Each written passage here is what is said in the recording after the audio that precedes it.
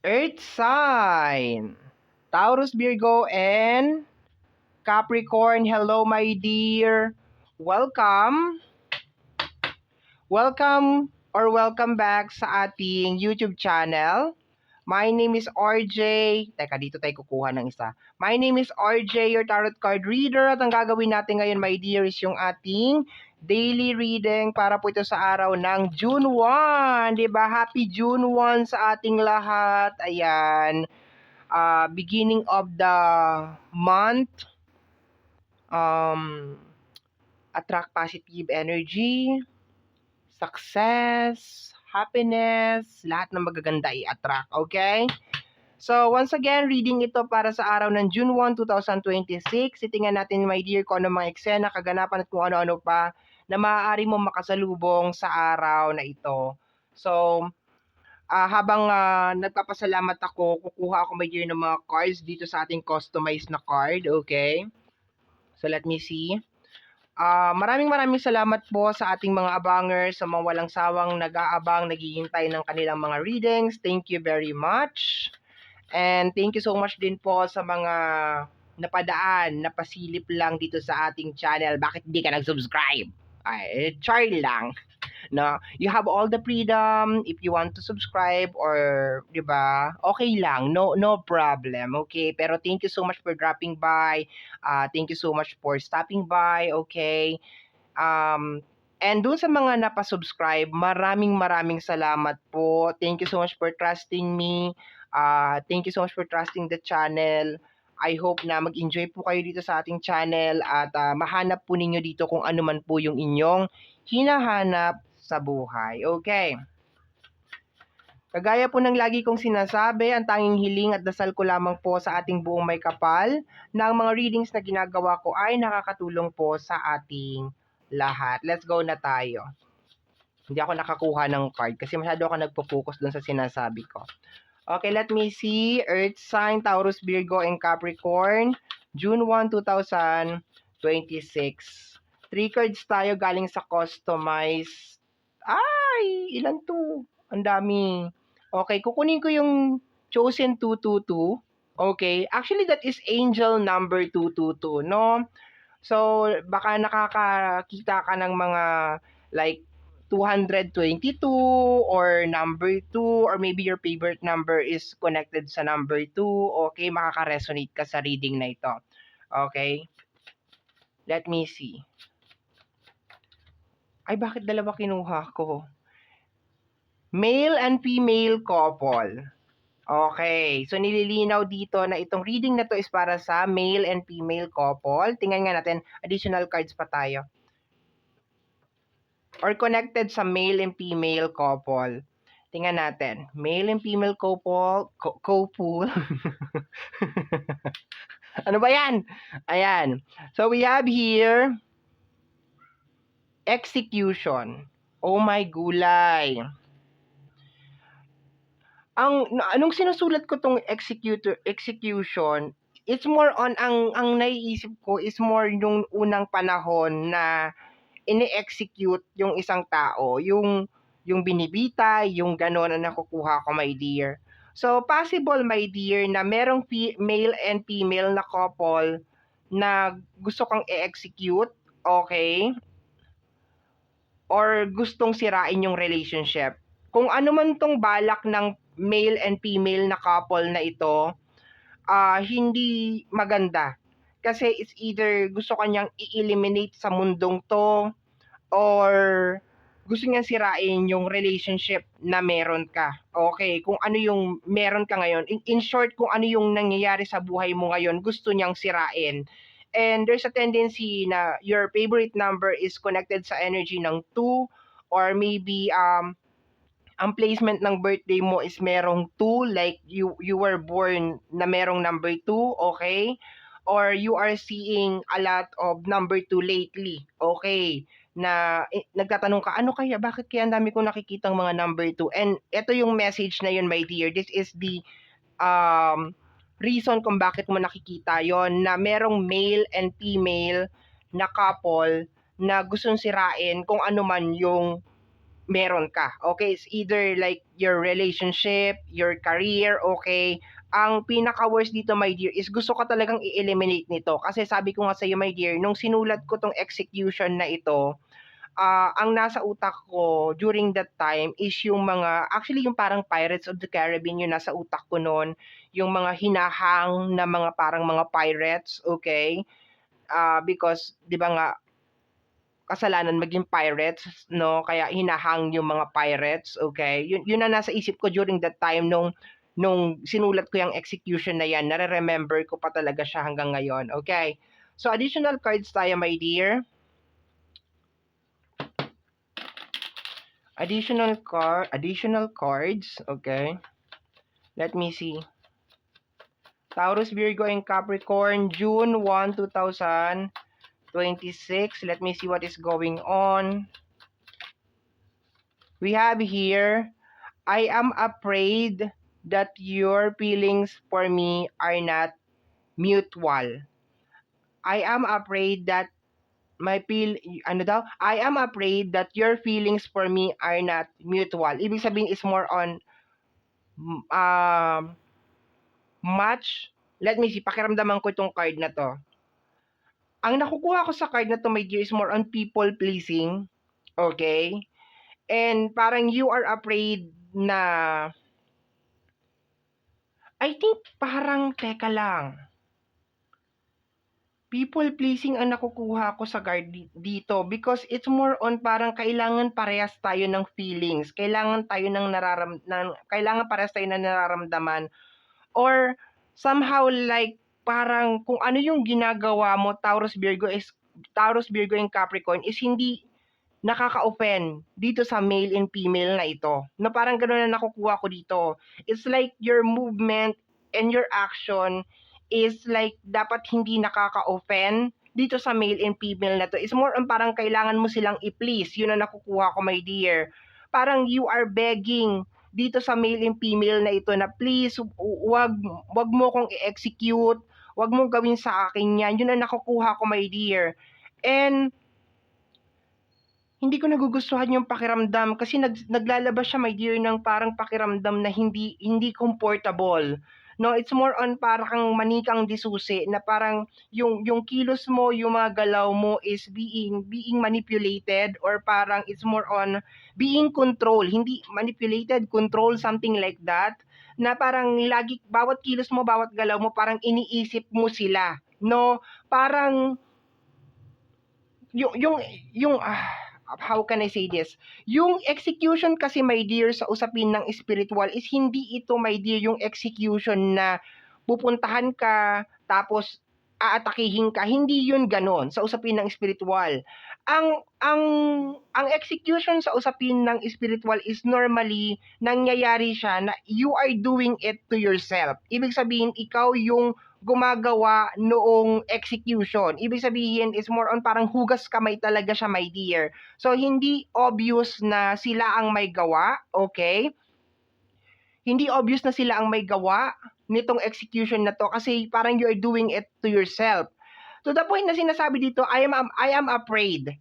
So, parang nandun, my dear, sa area ng takot. No, parang merong pinasok itong male and female couple na ito, my dear, sa utak mo na parang takot, na parang kailangan lahat ng ginagawa mo is alignment, or parang hindi nakaka-offend, or parang hindi nakakabastos, okay, sa ibang tao.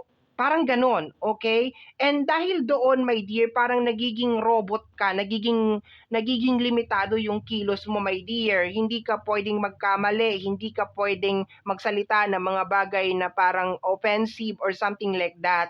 And yun kasi ang pagkakaiba sa usapin ng physical at saka sa usapin ng spiritual. Sa usapin ng physical, talagang attack. As in, makikita mo talaga na atake talaga kung atake talaga yung nangyayari, my dear. Sa usapin ng spiritual, hindi yun ganon. It's more on parang ipinapasok sa'yo, my dear, yung bagay na yun hanggang sa parang ma-record siya sa utak mo. Parang ganon ang nangyayari. So, focus tayo. Alis muna tayo dun sa male and female na energy kasi alam naman na natin kung anong gusto nilang mangyari. So, focus tayo sa'yo, my dear. So you are afraid that your feelings for me are not mutual, na hindi kayo nagmamatch. Dapat lagi kayong match sa lahat ng panahon. And sa mundong to, my dear, hindi lagi talagang nagmamatch. Pwedeng maglaba ka ngayon pero biglang uulan mamaya. Pwedeng masaya ka ngayon, lalabas ka ng bahay mo, meron kang makakasalubong na mga tao na miserable or merong mangyayari na something worse. Hindi talaga siya nagmamatch. Hindi talaga siya yung typical na parang lalabas ka ng bahay mo, sasabihin mo, good morning sa inyo. Yung mga ganon, hindi siya ganon. Nangyayari lang yun sa mga movies. Hindi yun nangyayari sa totoong buhay. Totoong nangyayari syempre yung happiness mo, yung masaya ka, motivated ka, pero yung mga taong na-encounter mo everyday, hindi nila nararamdaman kung ano yung nararamdaman mo. So hindi mo pwedeng i-project, my dear, sa kanila na dapat yung nararamdaman mo is nararamdaman din nila and dapat ganun din yung trato nila sa'yo. No? Or ganun din yung nilalabas nila na energy. So dito sa part na to, my dear, may takot na nangyayari sa'yo, my dear. May takot na nangyayari sa'yo. At yung takot na yan, my dear, is being planted or parang tinanim, my dear, nitong male and female couple na to. And the reason kung bakit nila tinanim yun, my dear, sa'yo is because para makulong ka. Di ba? Makulong ka doon sa kung ano man yung bagay na yon. Okay? I hope nagkakaintindihan tayo. Okay, so let's go tayo, my dear. Move forward tayo.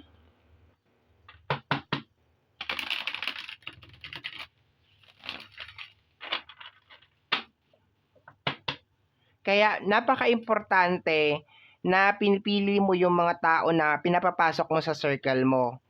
Napaka-importante niyan. As in, napaka-importante niyan.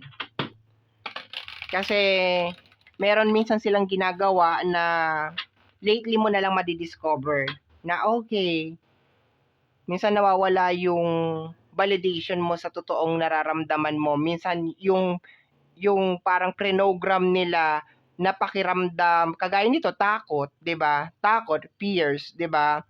So, yun. This male and female. Okay. Let me see. Gusto nitong sirain, my dear, yung relationship mo. Dalawa yung nahulog para sa'yo. Gusto nitong sirain yung buhay mo. Okay, we have here Two-Face. Yes, totoo to. 'Di ba? Kababanggit ko lang. Dapat pinipili mo yung mga taong pinapapasok mo sa buhay mo because meron mga two-face. Meron talaga sila mga hidden agenda. And lately, napansin ko ang gagaling nitong mga to. Like, ang gagaling talaga nila. Like, hindi mo talaga mapapansin na meron talaga silang hidden agenda. No? Like, talagang mapoprogram nila sa utak mo talaga, my dear, na minsan ikaw yung mali, na dapat matakot ka, yung mga ganun. No? Ang gagaling talaga ng mga tao na to. As in, like, wow, yun lang ang sasabihin ko. We have here spill tea. Secret expose, gossip, spreading, okay, may na-expose. Okay, may na-expose na sikreto, my dear. So sa araw na to, you're receiving a lot of, remember, chosen 222. So this is energy of sign. Okay, this is energy of sign. Sa araw na to, or baka lately din, nakaka-receive ka ng mga 222 number, anything na may kinalaman sa number 2, or maybe your birthday is merong number 2, or your favorite numbers may kinalaman sa number 2. Sinasabi dito, my dear, na itong secret nitong male and female in couple na ito is na-expose. Yung kanilang kabilang side is na-expose. Nakikita mo na, my dear. Okay. Your spirit guide is actually helping you na ma-identify ito. Okay, na makita ito, my dear, na okay, yung male and female couple is merong in-embed sa utak ko na information na dapat hindi naman pala dapat. Kaya nagtataka ka siguro na maski anong gawin mo sa buhay mo, maski anong tumbling at split mo, hindi ka nagiging successful because of merong male and female couple, my dear, na meron silang pinasok sa utak mo na mali. Okay? So this is energy of revelation. And dalawa yung nahulog na card. Consider yan acceptable. Okay? So nakikita mo na. And magkasama silang dalawa, oh. Two-Face and the spill tea. Ibig sabihin, nakikita mo na, my dear, yung sekreto nitong Two-Face na to. Kung sino man tong Two-Face na to, nakikita mo na, my dear, yung totoo sa kanya. So hindi na gumagana yung kanyang blusang itim. No? Hindi na gumagana yung kanyang blusang itim. Sino mga nakapanood ng blusang itim dyan? Sino? Kung nakapanood ka ng Blusang Itim, matanda ka na.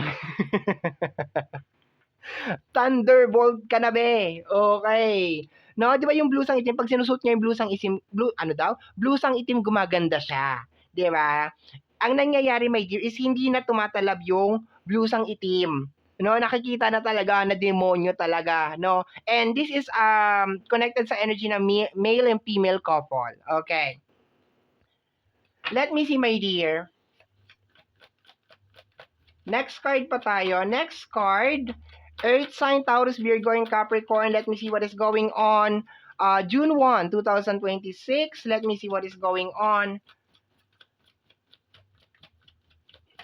We have here the evening harvest.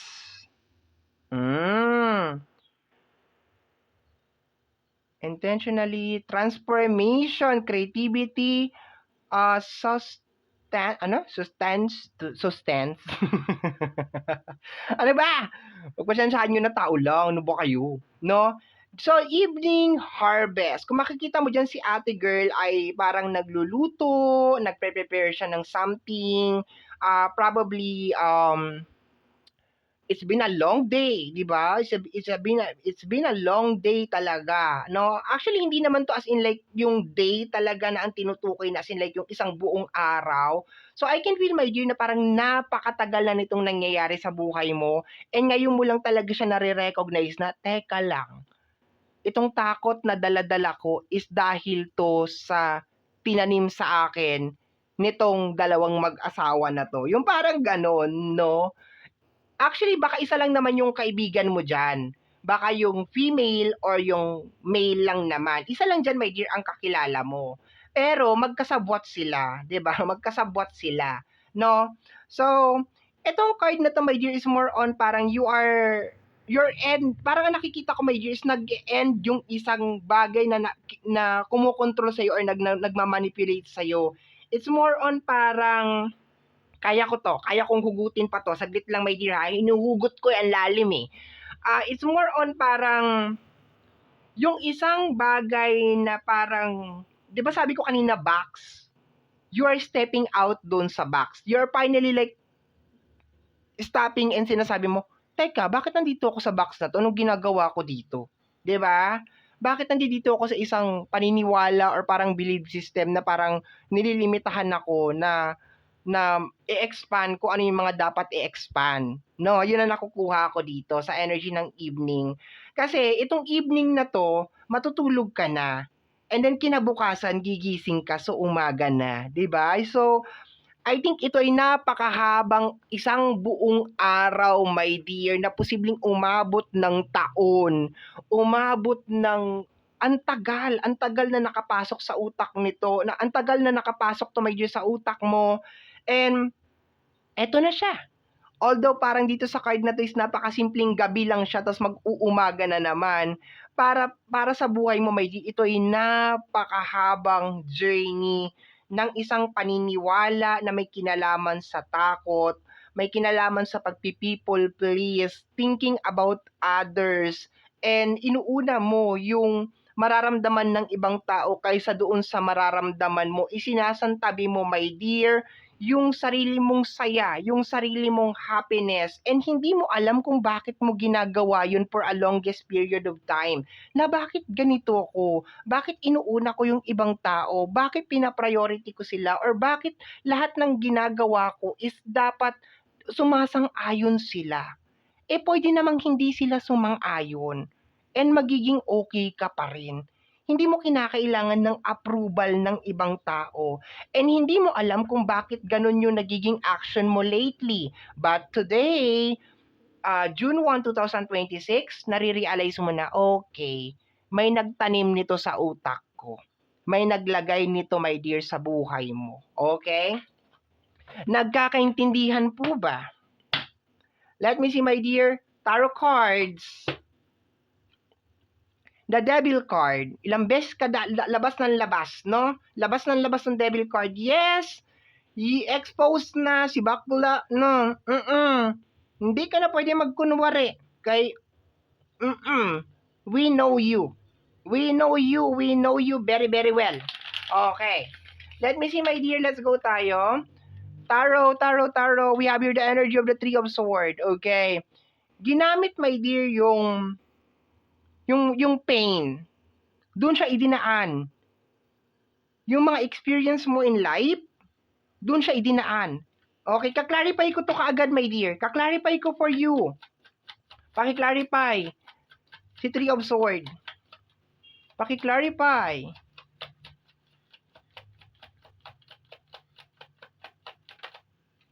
The Three of Wands. 3-3.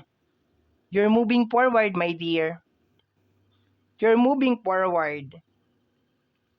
Ginamit nila, my dear, yung mga pain mo sa puso mo. Doon nila idinaan yon. Galing, di ba? Di mo na malayan. Nakapasok na pala sa bahay mo yung ahas. Hindi mo na malayan, my dear. No? Ginamit nila yung pain na pinagdadaanan mo, yung Three of Swords na yon. But three of Wands yung kasama, so ibig sabihin you're moving forward. You're getting out of the loop. Parang sinasabi mo, ay ayoko na sumali sa laro na to. Hindi ako dapat nandito. Hindi ko gusto yung laro nyo. Walang kwenta. Ganon. Let me see, next card tayo. We have here the Ten of Cups. Oy! Family member? Kakilala mo. The Ten of Cups. Pinaniwala ka sa isang illusion, my dear. Ten of Cups is energy of family. Possible na energy din ng relationship. So, itong kung sino tong nagtanim nitong energy na to sa'yo, my dear, is hindi siya iba. Hindi siya iba sa'yo. Kilala mo siya. Possible din na ang tinanim niya sa'yo is illusion ng happy, like happy family or something like that. No? May kinalaman sa family. Let me see, my dear, ha? Let me see. Clarify ko kaagad to. Clarify ko lahat ng mga... Yes, the Five of Pentacles. Okay. So, possible, my dear, na... Possible lang, ha? Possible. Na yung nagtanim nito sa utak mo is somebody na unahin ko kapamilya mo talaga. Okay? Pangalawa, pwedeng karelasyon mo. Okay, pwede din. No, pero konting chance lang 'yon. As in konting chance lang 'yon kasi nabanggit ko nga kanina na isa din sa gustong sirain nitong male and female couple na ito is yung relasyon mo. So, pero pwede din, pwedeng relationship mo rin, okay? Paano mangyayari 'yon? It's more on parang ginamit yung partner mo, pinasok sa buhay mo, parang ganon. Kasi mas madali nga naman magkakaroon ng access sa buhay mo. Ibig sabihin, yung partner mo is a tool. Ano siya, kasangkapan. Okay, accomplish, ganon. No, pero maliit na chances lang yan. Sobrang liit na chances lang yan. Second is, kung ang tinuturing mo na parang kapamilya yung mga kaibigan mo. Actually, pagsasamahin ko na to kaibigan at katrabaho. Kung yung parang tinuring mo na parang sister, brother, and kung sino tong tinuturing mo na sister and brother is meron siyang asawa, na meron siyang partner. And silang dalawang mag-partner is possible kilala mo parehas, okay? Pero ang pinaka-agenda nila is to control you and to manipulate you. Okay, so lalabas na ako doon.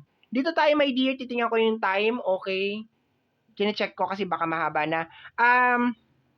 This is more on material illusion. Okay, illusion. Ginamitan kanila ng illusion kasi meron ditong energy ng Ten of Pentacles. Ten of Pentacles is may kinalaman din sa energy ng illusion kasi ibig sabihin is more on a dream or a wish. This is a dream, my dear. Panaginip to lahat. This is a dream. Ang Ten of Cups is a dream. Fairy tale, fantasy, kaya nga may rainbow no? So, I think talagang ang intention talaga is talagang sirain ang buhay mo. Yun ang nakukuha ko dyan. Yun ang intention dyan. Talagang sirain ang buhay mo, i-manipulate ka, okay? We have here the energy of the King of Swords. I told you, the very smart card. You are being blessed and given the knowledge. Kasama ng ating the evening harvest. Okay, nare-realize mo na, teka, anong ginagawa ko dito? Bakit ako nandito? Bakit ganito yung mindset ko? Parang ganon. Let me see, my dear. Next card is, what is this? Okay, the Ten of Pentacles. Okay. Yung prinogram sa'yo, my dear, mali. Yung prinogram sa'yo, my dear, about sa kasaganahan ng buhay, sa pakikipagkapwa-tao, lahat yun mali. No? It is more on an illusion. Ngayong araw na to, natatanggal yung illusion na yon at nakikita mo yung totoong Ten of Pentacles, yung totoong 10. This is energy of illusion, this is energy of reality. 10 of Cups, 10 of Pentacles. And kung makikita mo, my dear, kapartner niya is the King of Swords, kapartner nito is yung napakamiserable na si 5 of Pentacles, which is kinaklarify, my dear, na itong 10 of Cups is illusion at itong 10 of Pentacles is the real deal. And ngayong araw na to, your angels, your ancestors, ang ating buong may kapal, my dear, is guiding you. Your spirit guides, my dear, is guiding you, my dear, na all this time, my dear, sabi ko nga sa iyo, my dear, medyo matagal mo nang dala-dala, my dear, tong energy na to, okay? All this time, naniniwala ka sa isang paniniwala na hindi naman pala totoo.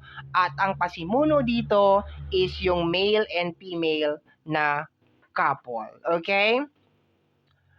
So, my dear, yan ang nasagap natin na energy message para sa araw na ito, June 1, 2026. Kagaya po ng sinabi ko, my dear, dun sa bandang unahan ng ating video, ang tanging hiling at dasal ko lamang po sa ating buong may kapal na ang mga readings ko ay nakakatulong po sa ating lahat. Maraming salamat po. Bye-bye. Take care of yourself.